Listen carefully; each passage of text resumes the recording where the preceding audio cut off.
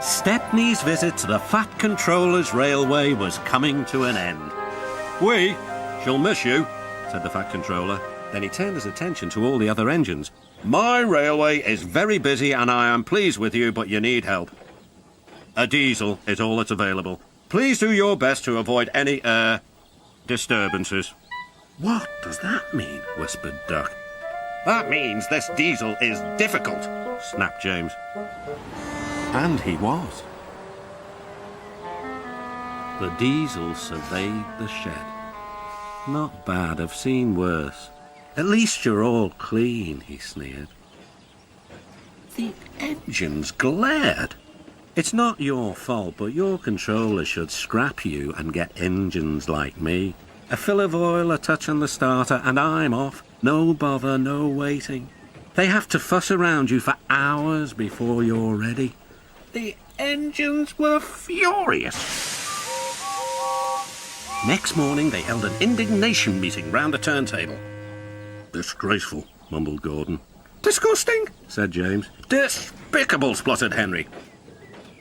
"To say such things to us," cried Donald and Douglas. "It's to teach him a lesson we'd be wanting. Now how do we do it?" The chance came sooner than expected. The diesel was purring comfortably. An inspector watched the fitter making final adjustments. The wind tugged at the inspector's hat. The diesel was ready. "Look at me, Duck and Stepney. Now I'll show you something." He rolled proudly towards his coaches. Then it happened.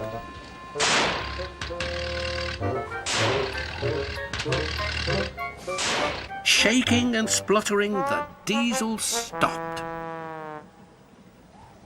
Meanwhile, the inspector was looking for his hat.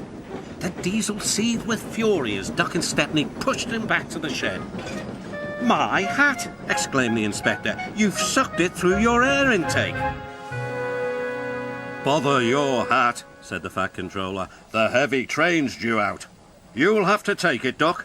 Stepney, will you help, please?" "Thank you, sir," cried Stepney.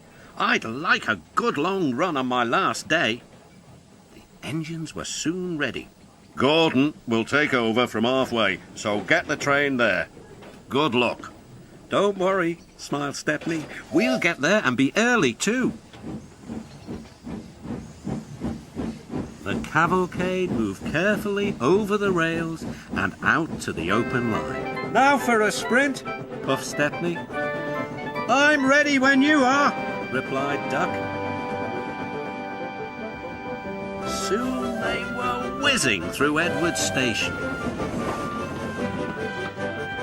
And next, they charged at Gordon's Hill beyond. They felt the drag of the heavy coaches here. It was hard work.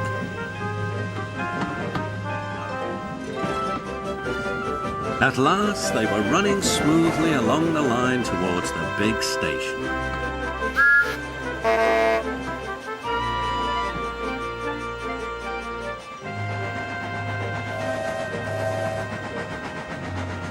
"Hello," said Gordon. "You're early. That's one in the headlamp for old Diesel." "James says he's sick as boiler sludge and sulking in the shed." "Serves him right for saying we're out of date." And Gordon chortled away. Next day, everyone came to say goodbye to Stepney.